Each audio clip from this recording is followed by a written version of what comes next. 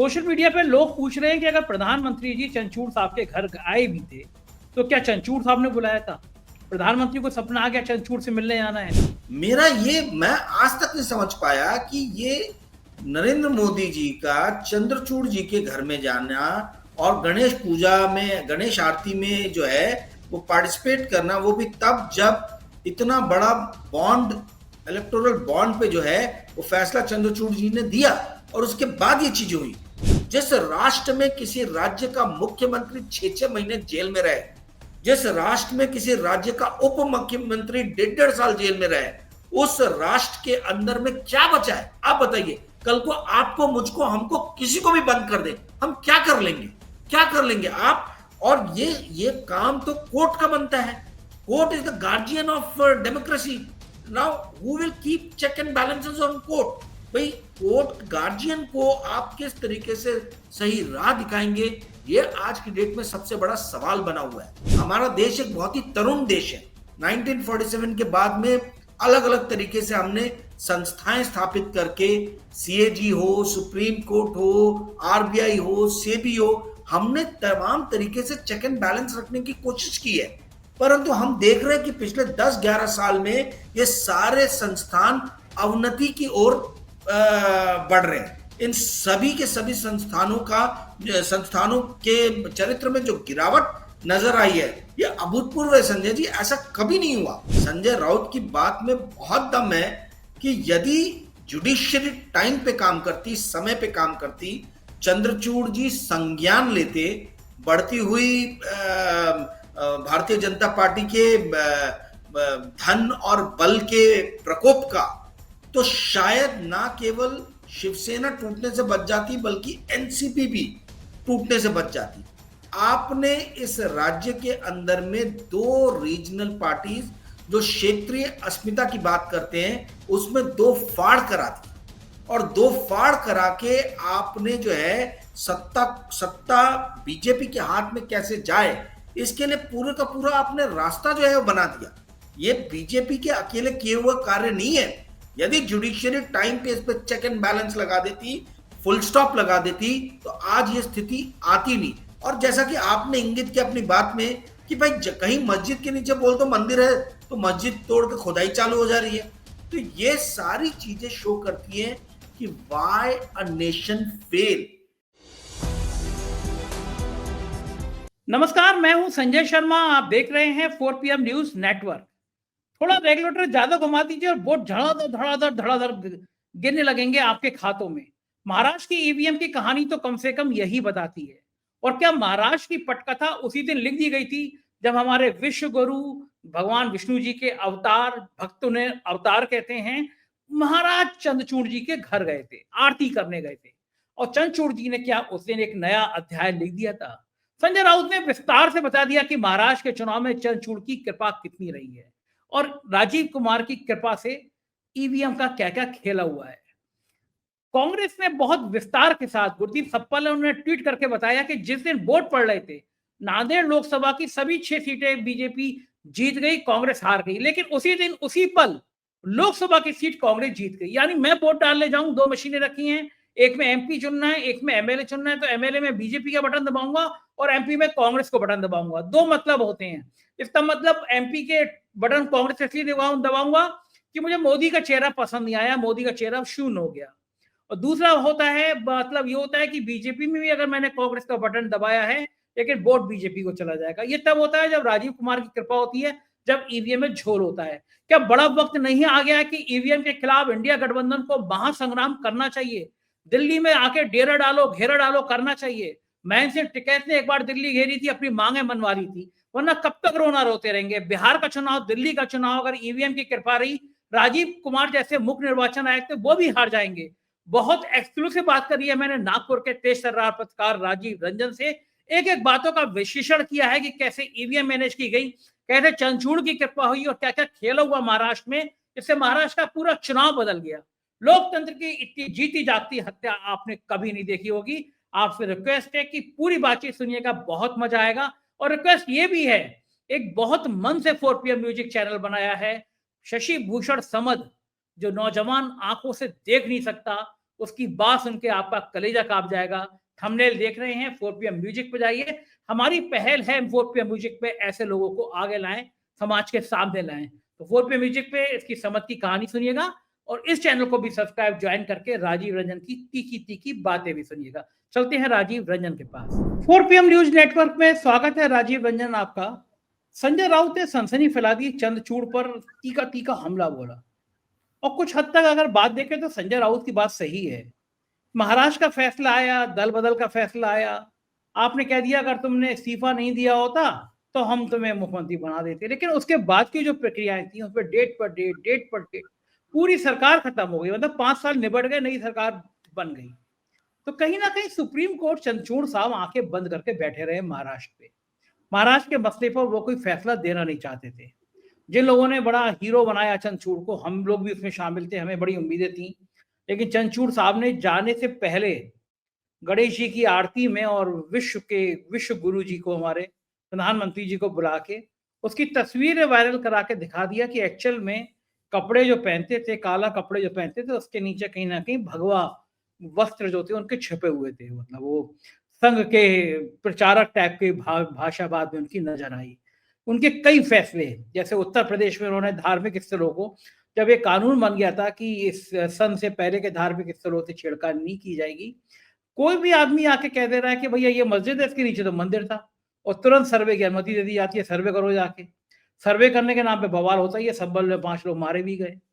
कहीं ना कहीं ऐसे फैसले देश को कहीं अंधकार में ले जाने वालों में, चंद्रचूड़ साहब जो पूछ रहे थे ना, देश मुझे कैसे याद करेगा, अब देश को पता चल रहा है कि कैसे याद कर रहा है उनको। तो महाराष्ट्र के जो फैसले थे, कहीं ना कहीं उन फैसलों ने महाराष्ट्र के लोकतंत्र को खत्म किया।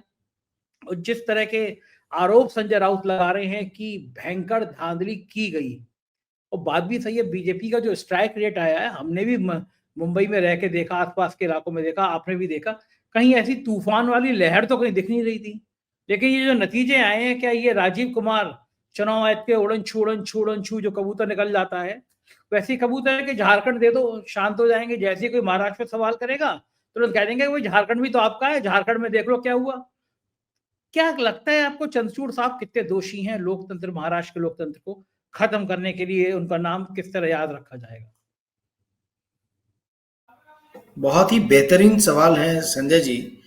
और देखिए, जुडिशरी जो है, जुडिशरी एक मेव ऐसा तंत्र है जहां पे चेक एंड बैलेंस आके समाप्त होता है।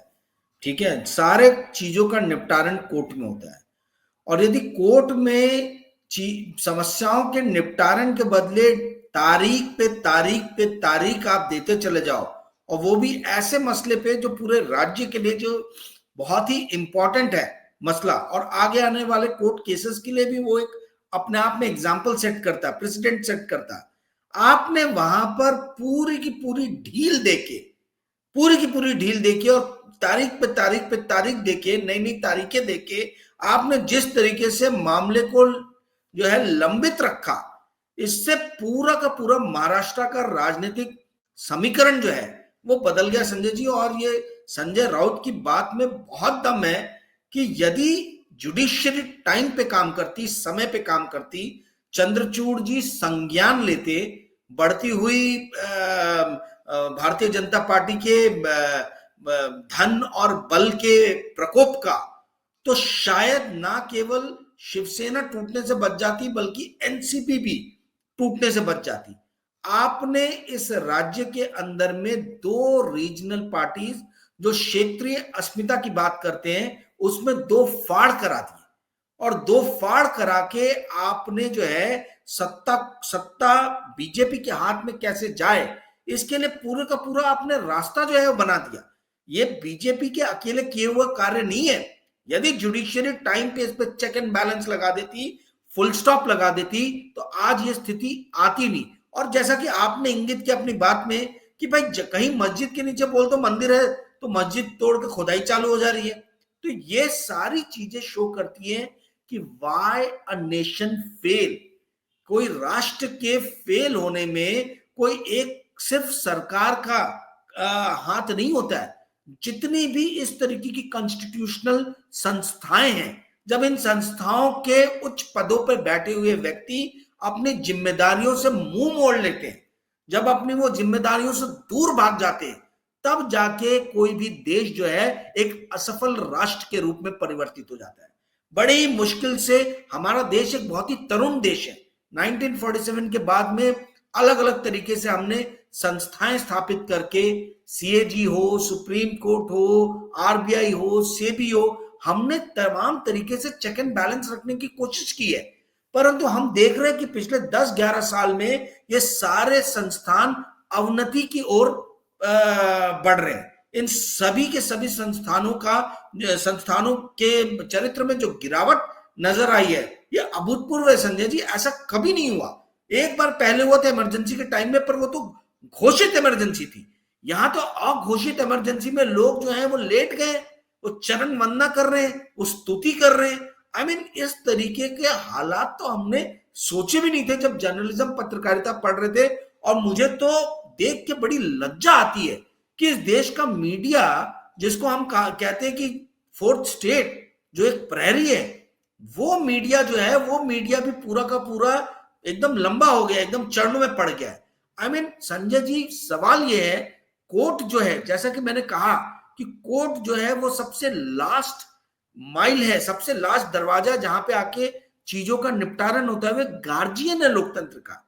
लोकतंत्र का गार्जियन यदि कोई है तो वो कोर्ट है हर प्रजातांत्रिक राष्ट्र में। बट सवाल ये उठता है कि who will guard the guardian? Guardian के हरकतों पे कौन नजर रखेगा? उसको कौन कंट्रोल करेगा? वो जब अपने रास्ते से भटक रहा है तो उसको सही रास्ते पे कौन लाएगा? यदि सुप्रीम कोर्ट के शीर्ष पदों पे बैठे हुए ये जस्टिस लोग और चीफ जस्टिस लोग यदि गलत राह पे मुड़ जाएंगे तो इनको सही राह कौन दिखाएगा? इनको सही राह पे कैसे लाया जाएगा? Who will guard the guardian? ये मूल क्वेश्चन है। ये जिस तरीके से हम देख रहे हैं कि सारी समस्याएं कोर्ट में जा रही हैं और कोर्ट जो है इशू को लंबे, मतलब पूरा लंबित रख रहा है, लंबा लंबा खींच रहा है। जिस राष्ट्र में किसी राज्य का मुख्यमंत्री 6-6 महीने जेल में रहे, जिस राष्ट्र में किसी राज्य का उप मुख्यमंत्री 1.5 साल जेल में रहे, उस राष्ट्र के अंदर में क्या बचा है? आप बताइए। कल को आपको, मुझको, हमको, किसी को भी बंद कर दे, हम क्या कर लेंगे? क्या कर लेंगे आप? और ये काम तो कोर्ट का बनता है। Court is the guardian of democracy. Now who will keep check and balances on court? भाई, कोर्ट गार्जियन को आप किस तरीके से सही राह दिखाएंगे? ये आज की डेट में सबसे बड़ा सवाल बना हुआ है। और मुझे बहुत ही लज्जा आती है, शर्म आती है कहते हुए कि हमारे देश के सारे संस्थान जो है वो कहीं ना कहीं अपनी ड्यूटी पूर्णतः परफॉर्म करने में फेल हो रहे। ये फेलियर जो है इस प्रजातंत्र के लिए बहुत ज्यादा घातक साबित होगा Sanjay ji. Mark my words, यदि हमें इस राष्ट्र को सही दिशा पे ले जाना है तो हमको इन सारे संस्थानों के ऊपर में फिर से वैसी पैनी नजर रखनी होगी और कुछ ऐसे कार्य करने होंगे कि इस संस्थान के शीर्ष पदों पे बैठे हुए लोग गलत कार्य करने में या अपनी ड्यूटीज को परफॉर्म करने में फेल ना हो। वो सचेत रहे कि जनता की निगाहें हम पर है। जी संजय जी, बिल्कुल ठीक कह रहे हैं आप। अच्छा, मुझे अब सोशल मीडिया पे फिर सवाल उठ रहे हैं।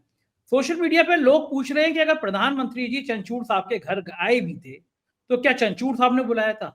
प्रधानमंत्री को सपना आ गया चंचूड़ से मिलने आना है। दूसरा, मैं आपके घर पे आऊं, अगर मैं प्राइम मिनिस्टर हूं तो आपके घर के अड़ोस पड़ोस की सब सिक्योरिटी एकदम नाकाबंदी कर दी जाएगी। वो कैमरामैन, वो वीडियोग्राफर, वो फोटोग्राफी घर के मोबाइल की नहीं थी, वो इतनी हाई क्वालिटी की मोबाइल की आवाज थी। स्पीकर ऐसे थे जैसे अंदर लगा रखे हो, हाई क्वालिटी के स्पीकर थे जो आवाजें आ रही थी। तो क्या ये तैयारी की गई थी बाकायदा वीडियो शूट कराना है? और क्या महाराष्ट्र के चुनाव की पटकथा चंद्रचूड़ के गणेश आरती के समय लिख दी गई थी कि हम आएंगे, आप फोटो वायरल करोगे, चंद्रचूड़ इसी इलाके से आते हैं, मैसेज आएगा महाराष्ट्र के लोगों में जाएगा, चंद्रचूड़ जैसा आदमी भी मोदी का भक्त है, यानी मोदी का क्या विशाल हृदय है कि चंद्रचूड़ साहब भी उनके भक्त हैं। फोटो वायरल किए गए, बिना चंद्रचूड़ के पूछे तो किए नहीं गए होंगे। तो क्या हम अब कह सकते हैं कि ये जो आरोप लग रहे हैं महाराष्ट्र के चुनाव की पटकथा चंद्रचूड़ ने अपने हाथ से लिखी थी और अब उनको बताने का वक्त आ गया कि इतिहास उनको कैसे याद रखेगा? सुप्रीम कोर्ट के एक जज साहब थे, उनके ऊपर एक महिला ने आरोप लगाया थोड़ा थोड़ा यौन शोषण का, जज साहब का मन बदल गया, सारे फैसले वही आ गए राम मंदिर से लेके और बाकी फैसले जो बीजेपी चाहती थी, और बाद में सुप्रीम कोर्ट के जज जो है वो राज्यसभा चले गए। आज सुबह मेरे मित्र मुझे बता रहे थे कि शायद चंद्रचूड़ साहब भी बहुत जल्दी मानव अधिकार आयोग के चेयरपर्सन बन जाएं, सुप्रीम कोर्ट का जज बनता है या कोई पद ले लें। लेकिन क्या इससे साख पे असर नहीं पड़ता? चंद्रचूड़ साहब ने सोचा नहीं देश ने कितना सम्मान दिया, एक झटके से सब बराबर कर दिया उन्होंने। क्या लगता है राजीव भाई? देखिए, मीडिया ने तो उनको बहुत सम्मान दिया था, ठीक है। मीडिया में ऐसा एक इमेज बनाया गया, एक इस तरीके से प्रस्तुति की गई कि भाई अब जो है चेक एंड बैलेंस जो है एग्जीक्यूटिव के ऊपर में रखने के लिए और लेजिस्लेचर के ऊपर में रखने के लिए सही आदमी जो है वो जुडिशरी में आके बैठ गया है। मेरा ये, मैं आज तक नहीं समझ पाया कि ये नरेंद्र मोदी जी का चंद्रचूड़ जी के घर में जाना और गणेश पूजा में, गणेश आरती में जो है वो पार्टिसिपेट करना, वो भी तब जब इतना बड़ा बॉन्ड, इलेक्टोरल बॉन्ड पे जो है वो फैसला चंद्रचूड़ जी ने दिया और उसके बाद ये चीज हुई, तो क्या ये कहीं संकेत था कि आपने तमाम तरीके के जो है ये हमारे खिलाफ भले ही जजमेंट दिए हो, पर हम उन सभी चीजों को बुलाकर फिर से दोस्ती का हाथ बढ़ाना चाहते हैं?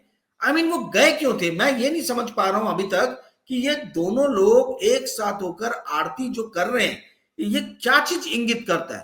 पहले अयोध्या में राम मंदिर का उद्घाटन हुआ, उसमें हमें दिखाई दिया कि मोहन जी भागवत और नरेंद्र मोदी साथ साथ में, तो चलो वो समझ में आता है कि एक पितृ संतान है और दूसरा उसका बच्चा है, तो साथ में नजर आ रहे हैं। पर सुप्रीम कोर्ट के जज मोहन जी भागवत के ही उस स्थिति में आ जाए और नरेंद्र मोदी के साथ में आरती करें, ये तो अपने आप में मतलब मुझे समझ में नहीं आता। एक तरफ मोहन जी भागवत और नरेंद्र मोदी पूजा अर्चना कर रहे हैं, वहीं दूसरी तरफ हम 4-5 महीने बाद देख रहे हैं कि चंद्रचूड़ जी और नरेंद्र मोदी जी पूजा अर्चना कर रहे हैं साथ में मिलके। तो ये हमको क्या दिखा रहा है? क्या ये आरएसएस जो बीजेपी के साथ में गलबैया करती है, क्या सुप्रीम कोर्ट के शीर्ष पद पे बैठा हुआ व्यक्ति वही करते हुए नजर आए तो आपको कैसा फीलिंग जाएगा? आपको क्या लगेगा? लोग बोल रहे हैं कि आप बात का बतंगड़ बना रहे हो, भाई एक पूजा कर ली तो क्या हुआ? यही तो सोशल मीडिया में उसके बाद से तमाम तरीके से जो है वो ट्रेंड बीजेपी के कार्यकर्ताओं ने चलाया कि पूजा ही तो की है, आपको इतनी मिर्ची क्यों लग रही है? सवाल ये नहीं है कि पूजा की है, पूजा आप करें, अब तो सुप्रीम कोर्ट के जज से हट गए, अब वो रोज जाके नरेंद्र मोदी जी उनके घर में पूजा करें, हमें कोई प्रॉब्लम नहीं है। पर जब आप संवैधानिक पद पे बैठे हुए हो तो मतलब आर्म्स लेंथ बना के रखना ये बहुत अत्यंत आवश्यक है। ये हाईकोर्ट के जज यदि इस बात को फॉलो करते हैं तो सुप्रीम कोर्ट का जो चीफ जस्टिस है वो ना फॉलो कर रहे हैं, तो अपने आप में जो है बहुत ही मतलब अजीब ये नजर आता है। अगर ऐसे हाईकोर्ट के सारे चीफ जस्टिस चीफ मिनिस्टर्स के साथ में मिलके आरती पूजा करने लग जाए तो क्या मतलब इस देश के आम नागरिक को क्या संकेत जाएगा? आप मुझे बताइए। जो चंद्रचूड़ जी ने किया है वही यदि आपके इलाहाबाद हाईकोर्ट में या हमारे बॉम्बे हाईकोर्ट के चीफ जस्टिस वही चीज राज्य के चीफ मिनिस्टर के साथ मिलकर करने लगे तो उसका क्या सिग्नल जाएगा?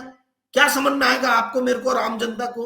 तो ये चीज तो समझना चाहिए ना, ये चंद्रचूड़ जी ने समझना चाहिए था। और चंद्रचूड़ जी के नहीं समझ में आता तो नरेंद्र मोदी जी को समझना चाहिए था कि आपने अपने पद की गरिमा, अपने पद की शालीनता तो खो दी है, आप दूसरे व्यक्ति के पद की गरिमा को क्यों निस्त नाबूद करने में लगे? आपने जिस दिन से गाय बकरी मुजरा क्या क्या नहीं बोला चुनाव टाइम में, आपने जो गरिमा, जो प्रधानमंत्री पद की जो ध्वस्त की है, आप उसी तरीके से वो गरिमा सुप्रीम कोर्ट के चीफ जस्टिस की क्यों ध्वस्त कर रहे हैं? आप क्यों जा रहे हैं? ये मतलब मुझे इससे ये पता चलता है कि इस व्यक्ति को ना तो अपने पद की गरिमा का कोई आभास है और ना ही इसे ये आभास है कि इसके हरकतों के कारण दूसरे लोगों के ऊपर में किस तरीके के प्रश्न चिन्ह जो है वो आगे आने वाले दिनों में लग सकते हैं। आई मीन जितनी ज्यादा नरेंद्र मोदी से दूरियां बनाएंगे संवैधानिक पद पे बैठे हुए लोग, उतना ही ज्यादा इतिहास जो है उनको याद रखेगा, उनके चारित्र के कारण, उनकी गुणवत्ता के कारण कि वो कितने गुणवान है, इस बात को हमेशा याद रखेगा ये देश। परंतु जैसी गलबैयां होंगी ये गलत सिग्नल भेजेगा। जी संजय जी। तो ठीक बात है। प्रधानमंत्री तो हमारे महान है, वो मुसलमान मुजरा थे, करते करते बेटियों तक आ गए, आपकी बेटियों को उठा के ले जाएंगे। आदिवासियों ने जवाब दे दिया कि बेटी का नाम लेने का मतलब क्या होता है, सफाई कर दिया, झाड़ू लगा दी। लेकिन महाराष्ट्र में धीरे धीरे बातें खुलने लगी हैं कि राजीव कुमार मुख्य निर्वाचन आयुक्त की आशीर्वाद कितना था, ईवीएम कैसे मैनेज की गई, ऐसा आरोप लोग चर्चा में कर रहे हैं। कांग्रेस के बहुत फायर ब्रांड प्रवक्ता, मैं कहूंगा सबसे योग्य प्रवक्ता है गुरदीप सिंह सप्पल। उनका मैं एक ट्वीट पढ़ के आपको सुनाता हूँ राजीव भाई, फिर इस ट्वीट पे आपसे पूछूंगा। उन्होंने सप्पल साहब ने लिखा है, महाराष्ट्र में विधानसभा के साथ साथ नांदेड़ लोकसभा का उपचुनाव था। इस लोकसभा के इलाके में 6 विधानसभा की सीटें आती हैं। कांग्रेस सभी 6 विधानसभा सीटें हार गई, लेकिन उसी दिन यानी 20 तारीख को लोकसभा का चुनाव जीत गई। ऐसा इसलिए हुआ कि लोकसभा सीट पर कांग्रेस को 1,59,323 वोट ज्यादा मिले। 6 विधान सीटों पर कुल मिलाकर कांग्रेस को 4.27 यानी 4,27,000 वोट मिले हैं, जबकि लोकसभा सीट पर 5,87,00,000 वोट मिले हैं। हालांकि दोनों की पोलिंग एक ही दिन एक ही समय हुई, यानी एक जगह हुआ था बटन दबाना पार्लियामेंट के लिए, एक जगह एमएलए के लिए। इसका मतलब क्या हुआ कि यही कि जिन वोटरों ने लोकसभा सीट पर कांग्रेस को वोट दिया, उन्हीं वोटरों में से औसतन 26,500 वोटर हर उन विधानसभा पर कांग्रेस के खिलाफ हो गए। लेकिन कांग्रेस का हर चौथा वोटर ठीक उसी वक्त विधानसभा में पार्टी के खिलाफ क्यों हो गया, अब ये तो बीजेपी के नेता भी नहीं मानेंगे कि 1/4 वोटर शिंदे, फडणवीस, अजीत की तिकड़ी को प्रधानमंत्री मोदी से भी ज्यादा पसंद करते हैं, इसलिए विधानसभा में उस तिकड़ी के साथ चले गए। ये 6 विधानसभा सीट कांग्रेस कुल जमा 1,84,597 वोट से हारी है और 1,59,000 वोट लोकसभा के वानस कम हुए हैं। इस अद्भुत संयोग का और अपने 1/4 वोटरों के इस अभूतपूर्व वोटिंग पैटर्न की हम जांच कर रहे हैं। बिल्कुल पिक्चर क्लियर है, नांदेड़ में एक ही दिन चुनाव हो रहा है, विधानसभा में वो बीजेपी के समर्थित प्रत्याशी महायुति को जिता दे रहे हैं, उसी पल उसी क्षण, यानी एक वोट आप बीजेपी को दबाएंगे और दूसरा वोट पार्लियामेंट में कांग्रेस को दबा देंगे। पूरा देश जानता है इसके दो मतलब निकलते हैं कि एक ही समय पे जब आप वोट डाल रहे होंगे, आप बीजेपी के खिलाफ वोट कर रहे हैं, यानी वो मोदी का चेहरा पसंद नहीं करते और आप बीजेपी को पसंद नहीं करते थे, कांग्रेस को दे रहे हैं। उसी पल आप उसी सेकंड आप वोट डाल रहे हो, वो बीजेपी की प्रत्याशी को जिता रहे हो, यानी मोदी पसंद नहीं है लेकिन अजीत पवार, शिंदे और फडणवीस पसंद है। ऐसा संभावना बहुत कम होती है। इसका मतलब यह है कि ईवीएम में कुछ तो लोचा था, कुछ तो लोचा था। एक लोकसभा सीट इतनी महत्वपूर्ण नहीं थी जितनी महाराष्ट्र जीतना था। और जो बात कल से सामने आ रही है कि चलो झारखंड दिखा दो, कोई सवाल उठाएगा ईवीएम का तो हम कहेंगे तुम झारखंड कैसे जीत गए अगर ईवीएम मैनेज थी।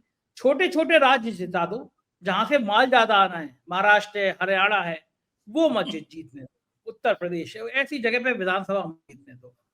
लेकिन अब वक्त आ गया है कि क्या कांग्रेस को यह समझ में आएगा कि ईवीएम के खिलाफ एक महासंग्राम छिड़ना ही चाहिए। केवल चुनाव के बाद, जैसे आपने उस दिन भी कहा, चुनाव के बाद केवल रोना कि भाई ईवीएम गड़बड़ थी, ईवीएम गड़बड़ थी, दूसरा बड़ा राज्य आएगा फिर आप उस चुनाव के बाद कहोगे ईवीएम गड़बड़ थी। क्यों नहीं? महेंद्र सिंह टिकैत ने एक बार डेरा डालो, घेरा डालो, कांग्रेस सरकार थी और मेरे ख्याल से कांग्रेस की सरकार, जिसकी भी सरकार थी, पार्लियामेंट के बाहर किसान आ गए, अपने बैल, भैंसा गाड़ी, बैला गाड़ी सब लेकर आ गए, बैठ गए, अपनी मांग मनवा के उठे। क्यों नहीं कांग्रेस इंडिया गठबंधन आह्वान करता कि पूरे देश के लोग आओ, दिल्ली के अंदर आओ, आह्वान करो, हम दिल्ली तब छोड़ेंगे जब ईवीएम हटेगी। कहां, कौन से बड़े मुल्कों में अब ईवीएम से चुनाव हो रहा है? जब आपको समझ में आ गया कि ईवीएम के संग लोचा है, ईवीएम मैनेज की जा सकती है, ये बात कह रहे हैं। और एलन मस्क अब तो आपके चाचा जी हो गए, क्योंकि ट्रम्प जीत गए हैं, तो भक्तों के चाचा है वो, तो भक्तों के चाचा ही कह रहे हैं कि ईवीएम मैनेज हो सकती, तो चचा का तो ध्यान रख लो। मान लो कि चचा ने कहा ईवीएम मैनेज हो गई, छोड़ दो ईवीएम, आ जाओ वही बैलेट पेपर पे। लेकिन अगर अब आंदोलन नहीं होगा तो माना जाए कि बिहार भी इस तरह जीतेंगे, दिल्ली भी इस तरह जीतेंगे, और आप फिर बिलाप करते रहिए। जब एक बार वोट पड़ गए तो पड़ गए। चंचूर साहब अगर बैठे रहे होंगे तो 5 साल निकाल देंगे, उसके बाद सोचेंगे क्या होना है देश में। आपका क्या मानना है राजीव भाई? देखिए, नांदेड़ अपने आप में एक केस स्टडी है कि कैसे इलेक्शन को रिग किया जाता है।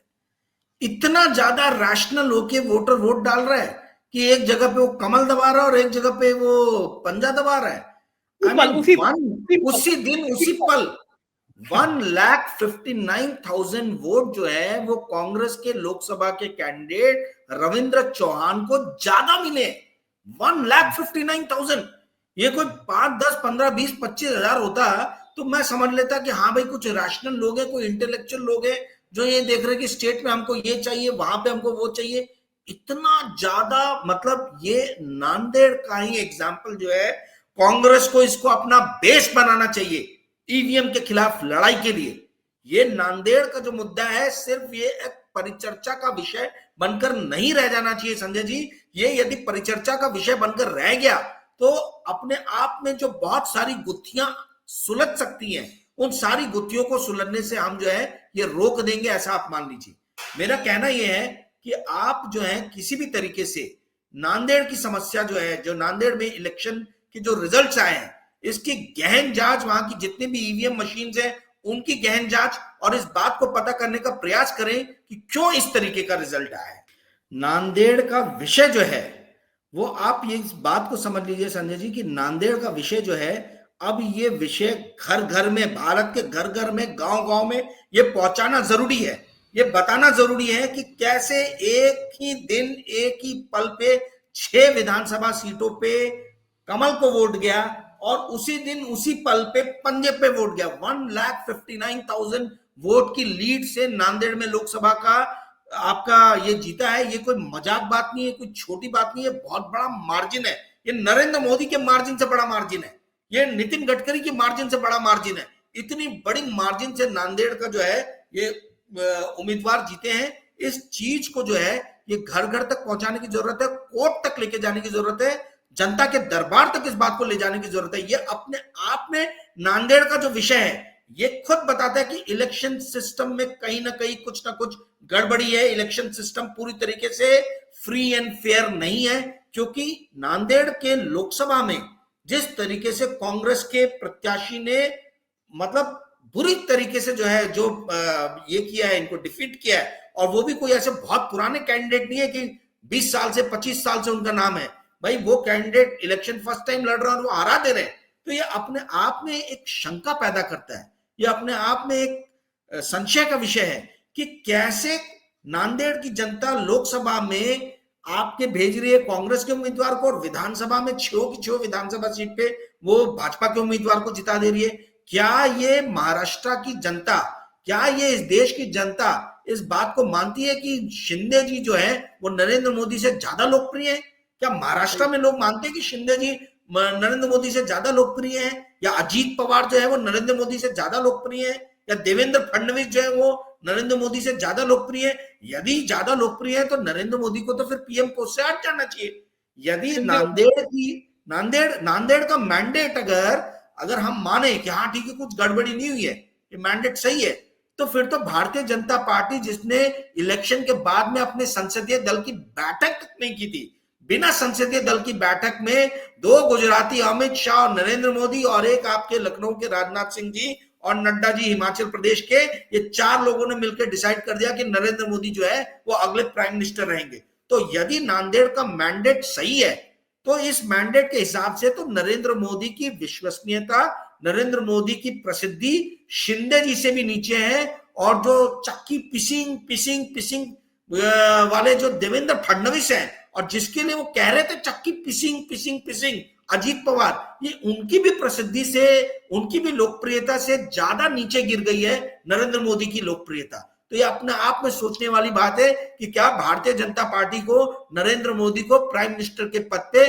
प्रधानमंत्री के पद पे बरकरार रहना चाहिए, उनको सर्व करने देना चाहिए, कि उन्हें संसदीय दल की बैठक बुला के तुरंत नया एक प्रधानमंत्री जो है वो चयनित करना चाहिए। जी संजय जी। राजीव भाई मुझे ईमानदारी से बताइए, आप इतनी जगह गए, आप लगातार 1 महीने से अपने घर पर नहीं बैठे, लगातार एक एक करके भ्रमण कर रहे थे जगह पे।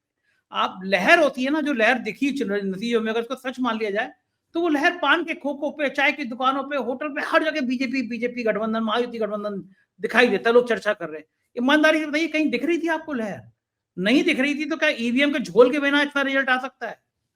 संजय जी, मैंने लोगों को देखा है यहाँ पे नागपुर में प्रत्याशियों का, कांग्रेस के प्रत्याशियों का कॉलर पकड़ के रोते हुए कि हमारे वोट कहाँ गए, हमने तुम्हें वोट दिया था, हमारे इस पोलिंग बूथ से इतने कम वोट आपको मिल ही नहीं सकते हैं, बोल रहे हमारे वोट वापस लाओ। वो उनके ऊपर गुस्सा कर रहे कि हमारे वोट कहाँ गायब हो गए, गायब कर दिए, तुम लड़ क्यों नहीं रहो, हम तुम्हारे लिए लड़ रहे, तुम क्यों नहीं हमारे वोटों के लिए लड़ रहे हो। इतनी ज्यादा इमोशनल भावना, इतने ज्यादा इमोशनल, लोगों को इमोशनल होते हुए मैंने बहुत कम देखा। और वही चीज देखने के बाद मैं उस दिन क्रोधित होकर मैंने अपना इंटरव्यू दिया कि जब जनता आपके लिए लड़ रही है, जब हमारे जैसे पत्रकार आपके लिए लड़ रहे हैं, तो फिर आप क्यों नहीं लड़ रहे हो अपने आप के लिए? भाई यदि इलेक्शन फ्री एंड फेयर होंगे तो सत्ता में आप आओगे, सत्ता के सुख आप भोगेंगे, कोई हम नहीं भोगेंगे, जनता नहीं भोगेगी, आप भोगोगे। तो आप अपने लिए तो लड़ो, आपके लिए हम लड़ रहे हैं, हम हर तरीके का रिस्क ले रहे हैं, पर आप तो अपने लिए लड़िए कृपया करके। ये जो आप बोल रहे हैं ये संजय जी, ये मैंडेट जो है ये सुनामी से कम नहीं है।